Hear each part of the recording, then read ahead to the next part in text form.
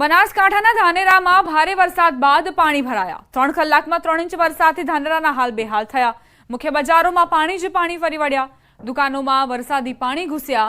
ઠેર ઠેર પાણી ભરાતા વાહન ચાલકો અને રાહદારીઓ મુશ્કેલીમાં મુકાયા। જનજીવન ઠપ થયું। લોકો મુશ્કેલીમાં મુકાતા જિલ્લાના ધાનેરા પાલનપુરમાં વરસાદી માહોલના કારણે આ પ્રકારની સ્થિતિ।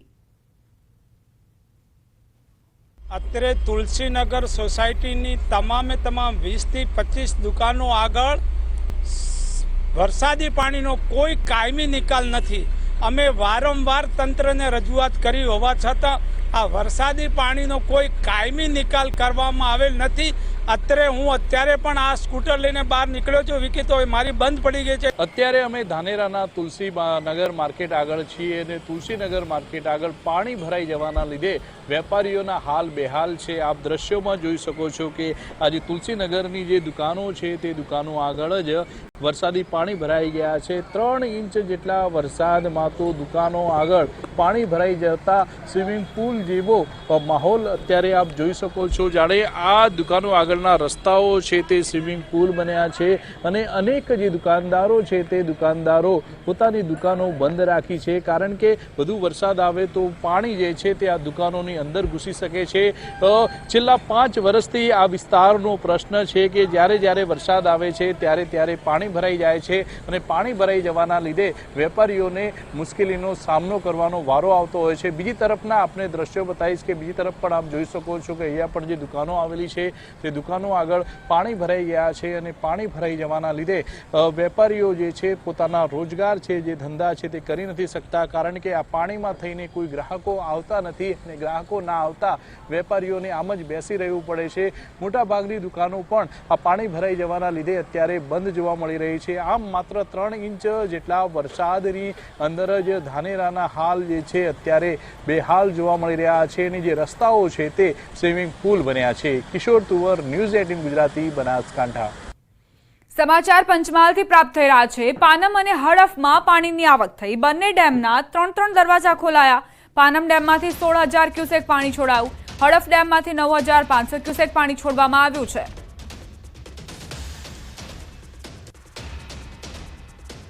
દાહોદની માછણ નદીમાં નવા નીર આવ્યા। માછણ નદી ત્રીજી વાર ઓવરફ્લો થઈ। લીમડી મહાદેવ મંદિર પાછળ આવેલ માછણ નદીમાં નવા નીરની આવક થઈ રહી છે। ઉપરવાસમાં પડેલા વરસાદના કારણે માછણ નદીમાં ધસમસતા પાણી આવ્યા। 1 મહિનામાં ત્રીજી વાર પાણી કોઝવે પરથી પસાર થયું।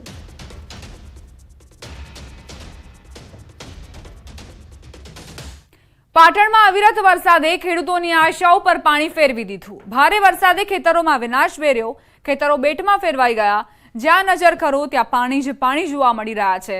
મોટાભાગના ખેતરોમાં ઘૂંટણ સુધીના પાણી ભરાતા પાક નિષ્ફળ ગયો।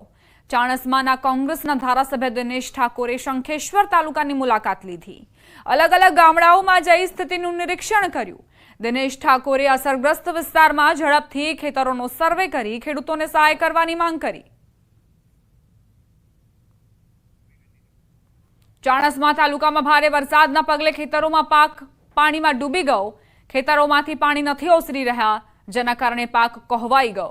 મોંઘા ખાતર, બિયારણનો ખર્ચ અને ખેડૂતોની દિવસ રાતની મહેનત પાણીમાં ગઈ। ત્યારે કોંગ્રેસ ધારાસભ્ય ખેડૂતોને નુકસાનીનું વળતર ચૂકવવાની માંગ કરી રહ્યા છે।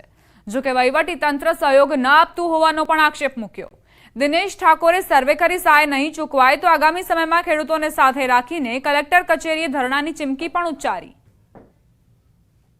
મારી સરકારશ્રીની રજૂઆત કે વહેલામાં વહેલું સર્વે થાય અને બધાને પૂરતો ન્યાય મળે અને જેટલું બળ્યું હોય, જેટલું પાકને નુકસાન થયું હોય એનું પૂરેપૂરું વળતર મળે એવી મારી માગણી છે। અન્યથા આમ જો કરવામાં નહીં આવે તો આગામી દિવસોની અંદર સમગ્ર ખેડૂતને અમે જાગૃત કરી અને કલેક્ટર કચેરીએ જઈશું અને અમારી જે માગણી છે કે ભાઈ પાકનું પૂરેપૂરું વળતર મળે એવી બધાની માગણી સાથે અમે કલેક્ટરશ્રીને મળવાના છીએ। મારી સરકારશ્રીની રજૂઆત। રાજકોટના વિંછિયા તાલુકાના 35 જેટલા ખેતરમાં કપાસનો પાક નિષ્ફળ ગયો। વિંછિયા તાલુકાના ખેડૂતો રાજકોટની ખેતી નિયામક કચેરી ખાતે પહોંચ્યા। દવાનો છંટકાવ કર્યા બાદ પાક નિષ્ફળ થયો હોવાનો ખેડૂતોનો દાવો। ડુપ્લિકેટ દવાના કારણે મોટાભાગના ખેડૂતોને નુકસાન થયું હોવાનો આરોપ મુકાયો। ખેડૂતો દ્વારા ખેતીવાડી અધિકારીને રજૂઆત કરાઈ। દવાની કંપની દ્વારા ડુપ્લિકેટ દવા આપી દેતા આ નુકસાની સહન કરવાનો વારો ખેડૂતોને આવ્યો છે। પાલનપુરથી સમાચાર બ્રિજની કામગીરીમાં ગંભીર બેદરકારી. જીવના જોખમે બ્રિજની કામગીરી સેફટી વગર જ કામ કરતા લોકો દેખાયા. લોકાર્પણ પહેલા બ્રિજની કામગીરીમાં ગંભીર બેદરકારી જોવા મળી. 17 મીટરની ઊંચાઈ પરથી સેફટી વગર કામગીરી હાથ ધરાઈ. આવતીકાલે બ્રિજનું લોકાર્પણ થાય તે પહેલા જ સામે આવી આ પ્રકારની બેદરકારી. 11 માસ પૂર્વે પણ આવી જ બેદરકારીના પગલે ગડરો ધરાશાયી થતા 2 યુવકોના મોત નિપજ્યા હતા. તો લોકાર્પણ થવાનું છે અને તે પહેલા આ પ્રકારની ગંભીર બેદરકારી જે ત્યાં કામ કરતા લોકો છે તેમની માટે જીવનું જોખમ સર્જી શકે છે. 11 માસ પહેલા પણ આ જ બેદરકારી અને ફરી એક વખત તેનું પુનરાવર્તન. આખરે કેમ બોધપાઠ નથી લેવામાં આવતો? 11 માસ પહેલા આવી જ બેદરકારીના કારણે 2 યુવકોના મોત નિપજ્યા હતા. ગડર ધરાશાયી થતા જ આ યુવકો મોતને ભેટ્યા હતા અને હજુ સુધી પણ તેમાં કોઈ જ બદલાવ નથી જોવા મળ્યો. કામ કરતા લોકો સેફટી વગર જ ત્યાં કામ કરી રહ્યા છે. છોટાઉદેપુર જિલ્લાના નસવાડીના રાનેડાના ગ્રામજનો અને વિદ્યાર્થીઓ મુશ્કેલીમાં મુકાયા. 400 લોકોની વસ્તી ધરાવતા રાનેડા ગામમાં મુખ્ય રસ્તા પર પાણી ભરાયા છે. તેથી ગ્રામજનો ડુંગર ચડીને જીવના જોખમે પસાર થવા મજબૂર બન્યા. શાળાએ ગયેલા બાળકો પાણીના કારણે ઘરે પરત ન ફરી શકતા ગ્રામજનોએ ડુંગર પર ચડી બાળકોને બચાવી સહી સલામત ઘરે પહોંચાડ્યા. સ્થાનિકોએ ગામને જોડતા મુખ્ય રસ્તા પર ઊંચો સ્લેબ ડ્રેન બનાવવાની માંગ કરી.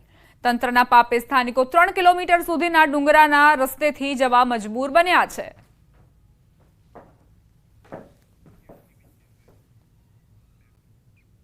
ગીર સોમનાથના તાલાળામાં વરસાદના વિરામ છતાં શહેરના અનેક વિસ્તારોમાં ગંદકી અને પાણીનું સામ્રાજ્ય છવાયું છે. શહેરીજનોએ પાલિકાને અનેક વખત રજૂઆત કરવા છતાં ગંદકીનો નિકાલ નથી કરાયો. શહેરના એસટી ડેપો સામેનો વિસ્તાર, રામટેકરી વિસ્તાર અને આંબેડકર વિસ્તાર સહિતના વિસ્તારોમાં લોકો ગંદકી અને પાણી ભરાવાની સમસ્યાથી ત્રાહિમામ પોકારી ઉઠ્યા છે. તો કેટલીક જગ્યાએ પાલિકા દ્વારા શહેરીજનો સાથે ઓરમાયું વર્તન કરાતું હોવાનું શહેરીજનો જણાવી રહ્યા છે. જેથી સ્થાનિકો સ્વખર્ચે રસ્તાઓ પર પાણી ન ભરાય તેની વ્યવસ્થા કરી રહ્યા છે. બીજી તરફ શહેરના પોલીસ સ્ટેશન સામે ખાનગી ક્લિનિક અને સરકારી હોસ્પિટલ નજીક છેલ્લા 4 મહિનાથી પાણીનો ભરાવો થયો છે. શહેરીજનોની અનેક રજૂઆત છતાં પાલિકા તંત્ર ઘોર નિંદ્રામાં હોય તેવું પ્રતીત થઈ રહ્યું છે. કેટલા દી ત્યાં વરસાદ વયો ગયો છતાંય તમે ગંદકી જોઈ શકો છો. અહીંયા અહીં તમારી સામે છે. આગળ રોડ ઉપર કાયદેસર ઉકેડાનો ઢગલો કરેલો છે. રોડ ઉપર કરેલો છે. એ નગરપાલિકાને જોરદાર. અને તમે કોઈ પણ રજૂઆત કરો તો એમ કે આમાં નગરપાલિકાને હદમાં નથી આવતું. હું આ એરિયામાંથી 12 વર્ષથી આ દુકાન ચલાવું છું. આ વિસ્તાર બસ સ્ટેશન SBI વાળી શેરી છે, ભારત ગેસ વાળી. અને આમાં સમસ્યા અવારનવાર એવું છે, જ્યારથી ગટર યોજના થઈ છે ત્યારનો આ રોડ બન્યો નથી.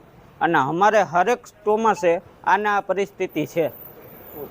દર વખતે પાણી ભરાય છે, કોઈ નિકાલ થતો નથી. આજુબાજુમાં ત્યાં સરકારી હોસ્પિટલ આવી છે અને સરકારી હોસ્પિટલ પ્લસ લેબોરેટરી, અને ત્યાંથી ને અંદાજિત આખા દિવસમાં માણસો ઓછામાં ઓછા 1500-2000 માણસનો ચાલવાનો રસ્તો છે.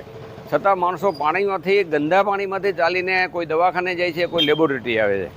અને એ જાણે છે બધાય. ભારે વરસાદને કારણે અમુક જગ્યાએ ખાડા ખાબોચિયા ભરવાના પ્રસંગોને કારણે ગંદકી દેખાય છે. પરંતુ હવે વરસાદ બંધ થઈ જતા તાલાળા નગરપાલિકા દ્વારા સઘન સફાઈ ઝુંબેશ ઉપાડવામાં આવેલ છે અને અંદાજે 7 થી 8 દિવસની અંદર તાલાળા શહેરમાંથી તમામ જગ્યાએથી ગંદકી ઉપાડી લેવામાં આવશે. કચ્છમાં આવેલા ભેદી રોગચાળાને લઈને આરોગ્ય મંત્રી ઋષિકેશ પટેલ તેમજ પ્રભારી મંત્રી પ્રફુલ પાનશેરિયા 2 દિવસથી કચ્છમાં છે. આજે મંત્રીઓએ હોસ્પિટલની મુલાકાત લીધી.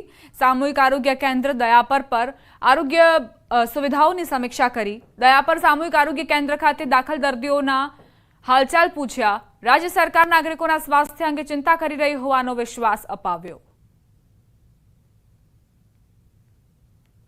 રેસ્પિરેટરી સિસ્ટમની અંદર પણ ક્યાંય તકલીફ લાગે તો તરત જ આગળની સારવાર માટે ભુજ હોસ્પિટલમાં આપણે પૂરતી વ્યવસ્થા કરી છે. સ્પેસિફાઈડ બેડ પણ કર્યા છે.